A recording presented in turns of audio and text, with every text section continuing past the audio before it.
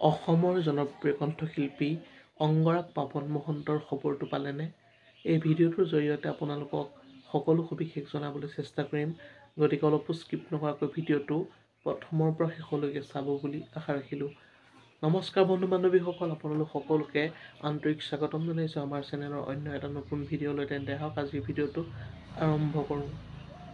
ভিডিঅ'ৰ পৰৱৰ্তী অংশলৈ যোৱাৰ আগতে আপোনালোকক এটা বিনম্ৰ অনুৰোধ কৰোঁ যে যিসকল বন্ধু বান্ধৱীয়ে এতিয়ালৈকে আমাৰ চেনেলটো ছাবস্ক্ৰাইব কৰা নাই, অনুগ্ৰহ কৰি ছাবস্ক্ৰাইব কৰি কাষতে থকা বেল আইকনটো প্ৰেছ কৰি অল কৰি দিবলৈ নাপাহৰিব।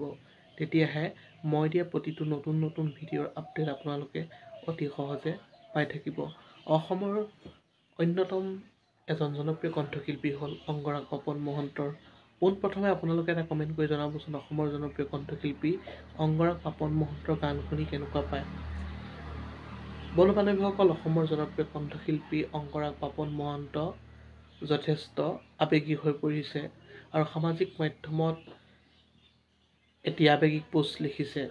হয়, অসমৰ জনপ্ৰিয় কণ্ঠশিল্পী অংগৰাগ পাপন মহন্ত আৱেগিক হৈ পৰিছে আৰু সামাজিক মাধ্যমত মৰমৰ বন্ধু জুবিন গাৰ্গৰ স্মৃতি ৰোমন্থন কৰিছে। বন্ধু বান্ধৱীসকল, আজিলৈ ভিডিঅ'টো আছিল ইমানেই। অন্য এটা নতুন ভিডিঅ' লগ পোৱাৰ প্ৰতিশ্ৰুতিৰে আজিলৈ বিদায় মাগিছোঁ। ধন্যবাদ। জয় অসম, জয় জুবিন দা।